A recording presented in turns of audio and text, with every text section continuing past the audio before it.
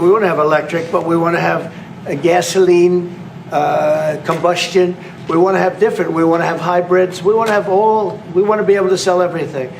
And when that was cut, and Congress wanted to cut it, he became a little bit different, and I can understand that. But he knew every aspect of this bill. He knew it better than almost anybody, and he never had a problem until right after he left. And if you saw the statements he made about me, which I'm sure you can get very easily, it's very fresh on tape. He said the most beautiful things about me, and he hasn't said bad about me personally, but I'm sure that'll be next. But I'm very disappointed in Elon. I've helped Elon a lot. Mr. President, did he? I just want to clarify. Did he raise any of these concerns with you privately before he raised them publicly? And this is the guy you put in charge of cutting spending. Should people not take him seriously about spending now? Are you saying this is all sour grapes? No, he worked hard and he did a good job. And I'll be honest, I think he misses the place. I think he got out there and all of a sudden he wasn't in this beautiful Oval Office, and he's got nice offices too.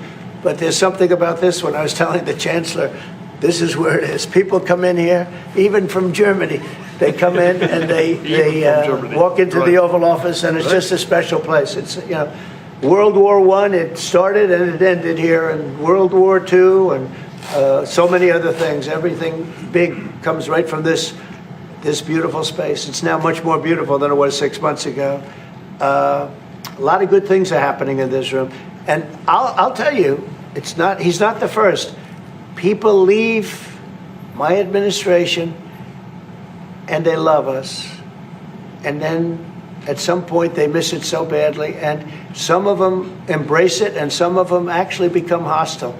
I don't know what it is. It's sort of Trump derangement syndrome, I guess they call it. But we have it with others too. They leave and they wake up in the morning and the glamour's gone, the whole world is different, and they become hostile. I don't know what it is. Someday you'll write a book about it and you'll let us know. Yeah. Mr. President, speaking of ending wars in this room, you were very critical of Vladimir Putin a couple of days ago. What kind of play is he playing from your perspective? What are Well, look, he got hit. He's been doing hitting, so I understand it. But he got hit hard, and I don't think he's playing games. I think I've always said he wanted the whole thing. I thought he wanted the entire, everything having to do with Ukraine. That's something that would have never happened if I were president. The election was rigged. I didn't get to be president, but I got to be president now. And I think it's a much more important presidency, other than a couple of things like that. The war would have never happened. The war with Ukraine, with Putin, would have never happened, ever, not even a chance. And it didn't happen for 4 years. And it wasn't thought of. I used to talk to him about Ukraine a lot. It was the apple of his eye, but he would have never done what he did. And I think mistakes were made by him, but I think mistakes were made by other people. The president should have never allowed that war. Biden should have never allowed that war to happen. If you had the right guy in here, that war would have never happened. Israel would have never happened with Hamas. That would have never happened. The attack on Israel would have never happened because Iran was broke. They had no money.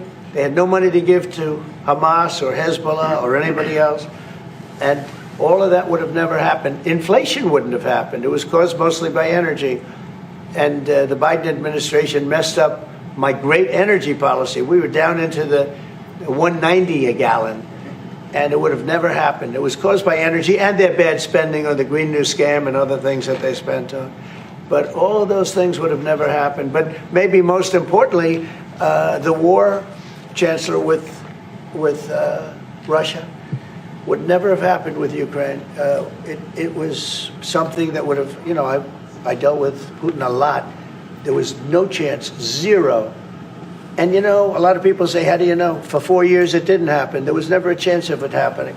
And he understood the consequences. Now, it's a shame. I mean, when you see all of those people, they came out with a report today that millions of people have died, much more than people thought. And I've been saying that for a long time. The amount of death in that war is far greater than the news has been reporting, or than, frankly, that either side has been reporting. It's a very sad thing.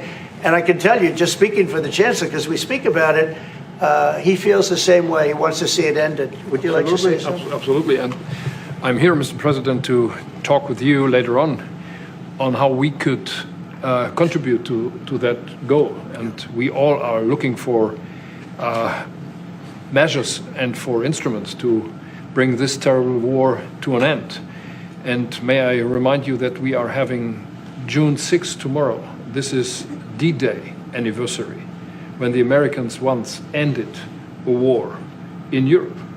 And I think this is in your hand in specific, in ours. That was not a pleasant day for you? No, that was not a pleasant. This was not a great in the day. long run, Mr. President, this was the liberation of my country from Nazi dictatorship. That's true. That's true. And we know what we owe you. But this is the reason why I'm saying that America is again in a very strong position to do something on this war and ending this war. So let's talk about what we can do jointly, and we are ready to do what we can. And you know that we gave support to Ukraine, and that we are looking for more pressure on Russia. The European Union did, and we should talk about that. We will talk about it. And, Yeah. you know, it's good timing. The numbers for our country are through the roof, the economic numbers, because of the election and because of tariffs and other things, a lot of things. But we've had some of the best numbers we've ever had. They were reported yesterday, the day before, and even today. Country's doing really well. I think that one of the things you'd be most interested in is that 6 months ago, we were having a hard time getting anybody to join our military. I mean, they just couldn't do it. The numbers were record low. We couldn't get people to join the military. It wasn't me. This was before I got there, the past administration. But 6 months ago, a year ago, the numbers were record low. You couldn't get them to join. That included the police.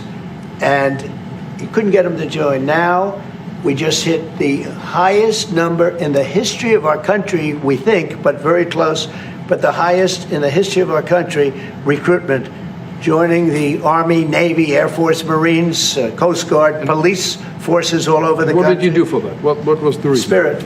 They love our country again. You know? You're going to do the same thing. Spirit.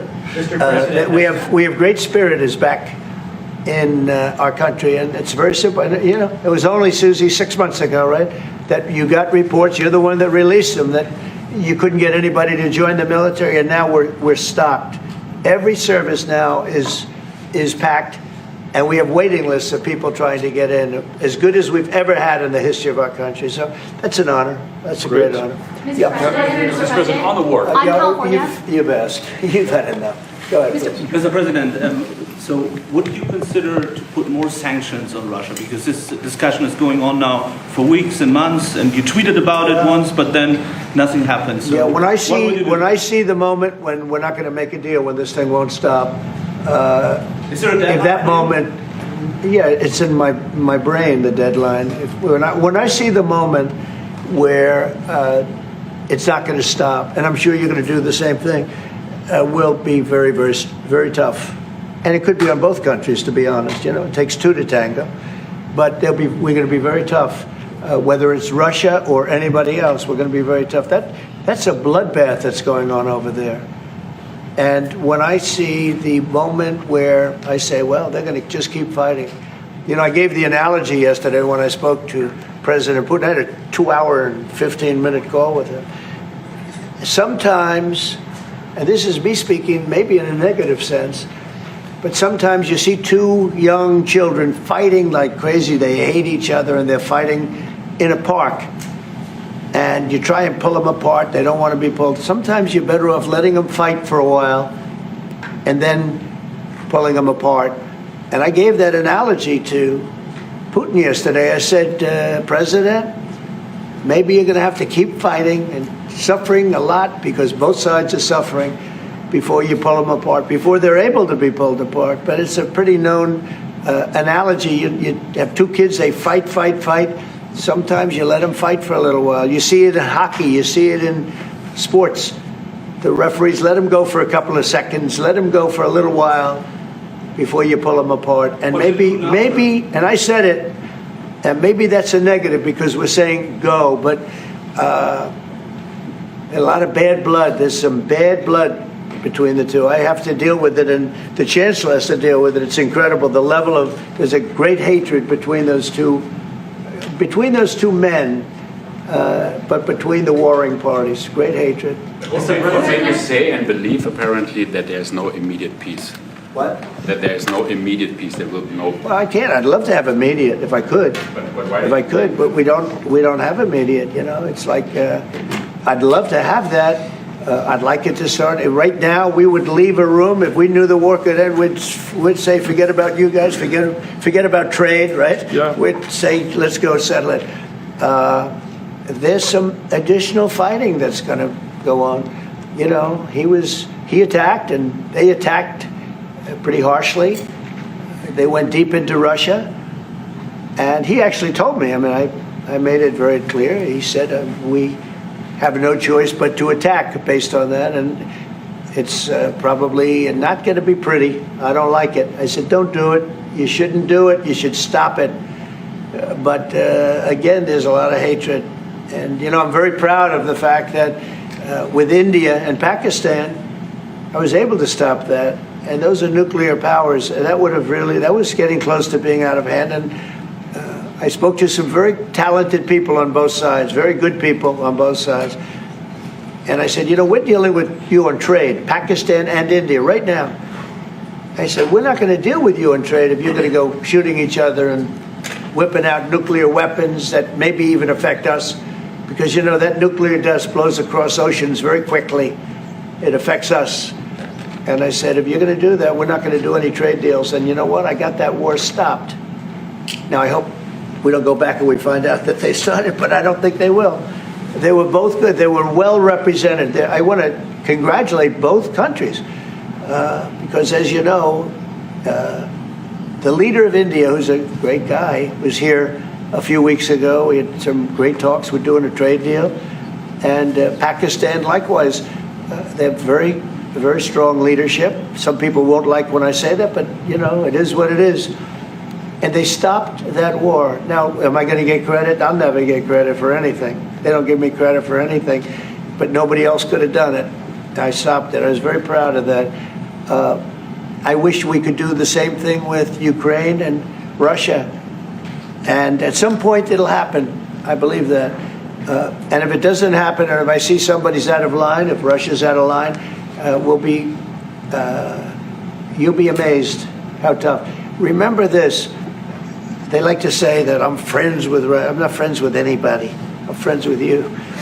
I'm not friends with them. I want the right thing to happen for our country, for everybody, for humanity.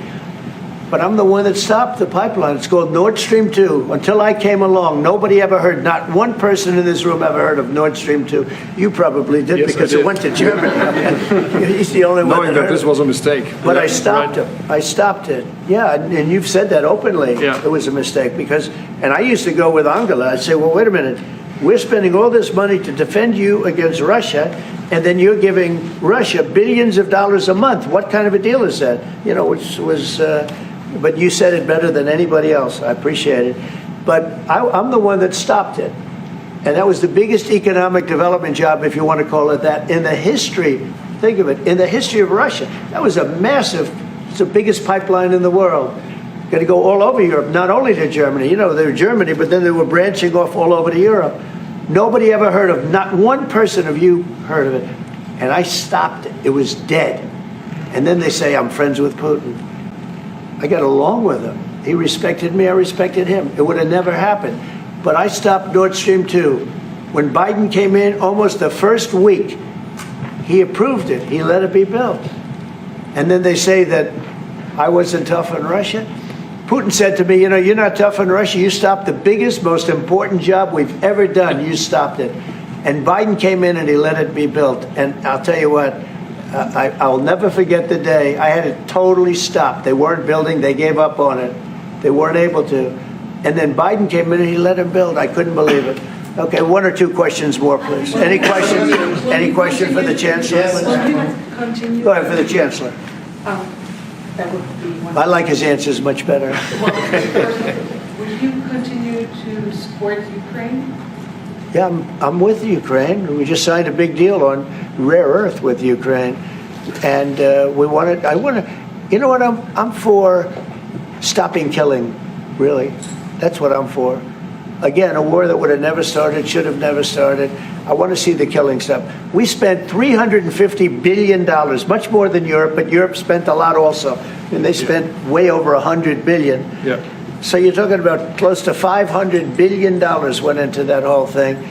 And it's not even the money. And I know with you too, it's a lot of money, but it's the death that's being caused. We went to the Middle East. I went last week to the Middle East. We took in $5.1 trillion. That's many, many times. That's 30, 40 times, 50 times more than what we're talking about. It's think of that, $5.1 trillion of investment with one trip that lasted 4 days. So it's not the money. It's a little the money, but not the money, the big thing. The big thing is the death. The death of, and really the decimation. You've lost a whole culture. You know, Ukraine had the most beautiful turrets. They call them turrets, the little towers, beautiful towers, the most beautiful in the world. They're all now laying on their side, blown to smithereens. It'll never happen again. They've taken away the culture of a country. They've taken away the heritage of a country. It's a terrible thing. But most importantly, again, is the death. 5,000 plus people a week, soldiers, are being killed. He doesn't want that, and I don't want that. One more. Yeah, please. Thank you. Mr. President, do you support the Graham bill on putting high tariffs on China? I haven't looked at it, but they'll be guided by me. That's the way it's supposed to be. They're going to be guided by me. No, I haven't looked at it. It's a bill on sanctions, etc. I'm a very quick study. At the right time, I'll do what I want to do. But it could very well be okay. I'll have to see. But they're waiting for me to decide on what to do, and I'll know maybe very soon. It's a harsh bill. Yeah, very harsh. We'll take one more on the pen. Yeah, I would like to have a question to the Chancellor as well, because do you agree with the analogy the President made on the war between Russia and Ukraine as being a fight between two kids? Is that how you view that as well?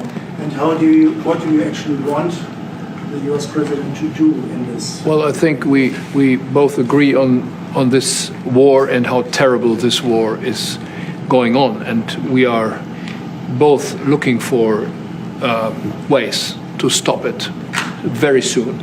And I told the President before we came in that he is the key person in the world who can really do that now by putting pressure on Russia. And we will have this debate later on again, how we can proceed jointly between the Europeans and the Americans. And I think we are we are having the duty to do something on that now to stop it after 3.5 years, which is really terrible. Look at the kids, the kids which were kidnapped from Ukraine to Russia. This is all terrible. And so we are talking about instruments, measures, what we can do. And my personal view is clear on that. We are on the side of Ukraine, and we are trying to get them stronger and stronger just to make Putin stop this war. And this is our approach. We get satellite pictures of the war field, and you don't even like to look at them, right? It's terrible. So it's really bodies, arms, heads, legs all over the place. You've never seen anything like it. It's so ridiculous. And this is only by Russian weapons against Ukraine. This had never happened with Ukraine weapons against Russia. Never. Ukraine is only targeting military targets, not civilians, not private, not energy infrastructure. So this is the difference, and that's the reason why we are trying to do more on Russia, how to stop this war. Well, in this case, I'm talking about the battlefield, the soldiers on soldiers. But you could also say that, too, with the cities. Yep. The cities are being hit also. So it's a terrible, terrible thing. Somebody said autopen. Did I hear the word autopen? I'm just curious. Because I think it's the biggest scandal maybe in the last 100 years in this country. So when I hear that word, I think it has to be discussed, because the fake news will try and hide it, and we can't do that. But go ahead. Have you uncovered any evidence that anything specific was signed without President Biden's knowledge or by other people in the administration acting illegally? Well, I don't think Biden would know whether or not he signed it. I'm asking if you've uncovered anything. No, but I've uncovered, the human mind. I was in a debate with the human mind and I didn't think he knew what the hell he was doing. So, it's just one of those things, one of those problems. We can't ever allow that to happen to our country. The danger our country was in, and I know some of the people that worked with him, radical left, horrible people. And I could give you the name of some of the people that used the auto pen, because I'm here, and I ask questions about people that were here also. There are a lot of people that were here when that happened, and they're here right now, and they'll answer your question very accurately. But I know some of the people that use that auto pen, and those are not the people that had the same ideology as Joe Biden. These were radical left lunatics that used that, and they didn't get elected. He didn't get elected either, actually. Thank you very much, everybody. Thank you, guys. Thank you, guys. Thanks, guys. Thank you very much. President Trump then meeting the German Chancellor in the Oval Office. If he had feared an ambush by President Trump, well, it didn't materialise. But a huge amount was discussed with the press in the Oval Office. They talked about defence, of course. Germany is spending more money on defence, and that is a positive, said President Trump. Chancellor Mertz said it is sad what is happening in Russia, but we have good basis for cooperation. Also discussed trade. We know the President spoke to President Xi earlier. He said we had a very good talk. We straightened out some complexities. We are in very good shape with a trade deal. Xi will be coming to the US. I will be going to China at some point, he said. And also discussing tariffs, particularly with regard to Germany. All we want is a good relationship, said Donald Trump. The rest will follow. Hopefully we'll end up with a good trade deal. And he also had got a lot to say, didn't he, about Elon Musk. He said Elon and I had a great relationship. I'm not sure if we still have any more. He said, I think he misses the place, talking about the White House. Some of them embrace it, leaving the administration. Some of them become hostile. So let's bring in our US correspondent, Mark Stone, who is monitoring developments there at the White House. And Mark, no ambush, it would seem. How do you think President Mertz felt that went? I think he would have thought it went pretty well, but then that might be because he hardly got a chance to say anything. That was one of those news conferences where I think Chancellor Mertz took the view that it was better to say as little as possible, let the president say what he wanted to say. It did get interesting towards the end, I thought, where Mertz clearly saw an opportunity to do two things: to credit Donald Trump for being the only man who can actually bring this war to an end, sort of flattering him in that respect, but also reminding him that the killing, in terms of, Donald Trump repeatedly goes on about, body parts on the battlefield, the number of young people that are dying. And I think Chancellor Mertz used that delicately as an opportunity to remind Donald Trump that the aggressor is Russia, that when bombs are falling on cities, they are Russian bombs falling on Ukrainian cities, not the other way round. So a delicate attempt there by the German Chancellor, just to remind Donald Trump of where this killing originated and where it is coming from. But it's delicate because, as he knows from previous leaders who have rode the Oval Office rodeo, it's tricky. You can fall off very quickly. He did not fall off. He survived. I think one of the most interesting aspects to come out of that was the analogy that Donald Trump said that he had given to Vladimir Putin in their phone call a couple of days ago. He raised an analogy where he said it's like the war is like two kids fighting in a park. But he seemed to extend the analogy in a rather concerning way, because his version, Trump's version of the analogy, is that when two kids are fighting in the park, very often it's just good to let them fight it out before eventually deciding to stop them. Well, that's concerning. He said of it that children, let them fight it out for a while before you pull them apart. Maybe they're going to have to keep fighting. And then he said maybe that's a negative because we are saying go. So is there some suggestion that Donald Trump effectively told President Putin that they're going to have to continue fighting for some time? So I think that was interesting. Continuing on Ukraine, Jonathan, I thought Chancellor Mertz was kind of artful in the way he reminded the president that tomorrow is D-Day, the anniversary of the 6th of June 1944, Operation Overlord, when Allied forces went over to France and pushed Nazi Germany back. It was Mertz that reminded Trump of that and then said to Trump, look, remember, it was you, the Americans, that fought back Nazi aggression. Trump kind of maybe has forgotten that old adage, don't mention the war, because he then said, well, that wasn't a very good day for you, to which Chancellor Mertz said, yes, but it was you, the Americans, that liberated us, the Germans, from Nazi dictatorship. So very interesting there. Briefly, there was word on the Chinese trade deal. Apparently, it seems to be back on track following that phone call. On EU trade, he seemed to suggest that we will have a good deal, so said Donald Trump. That will be music to Mertz's ears and, of course, in Brussels as well. Lots of chat about Biden. Last night, he said that they would have an investigation into whether or not Donald Trump was actually running the White House, and loads on Elon Musk as well. It seems that relationship is on the rocks. OK, Mark in Washington, thank you very much for the moments.